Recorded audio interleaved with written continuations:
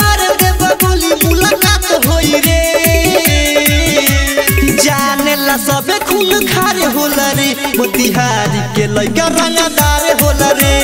जाने ला सबे खून खारे होला रे मोतिहारी के लइका रंगदार होला रे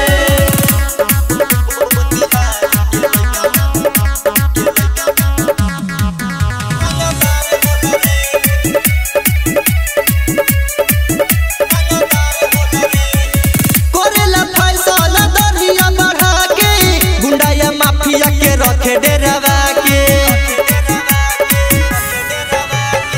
करेला फैशन दरिया बढ़ा के गुंडाया माफिया के रखे डेरावा के खेले खातिर हथियार होला रे जाने ला सबे खून खारे होला रे मोतिहारी के लइका रंगदार होला रे जाने ला सबे खून खारे होला रे मोतिहारी के लइका रंगदार होला रे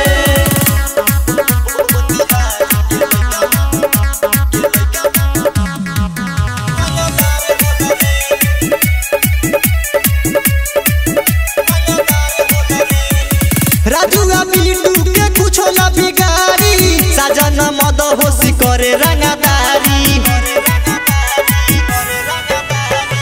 राजुआ बिल्टू के कुछो ना बिगाड़ी साजन मद होशी करे रंगदारी चल जाला गोली जहां मार होला रे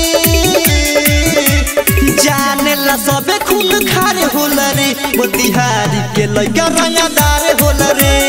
जाने ला सबे खून खारे होला रे मोतिहारी के लइका रंगदार होला रे Chaudhary films recording studio Turkaulia.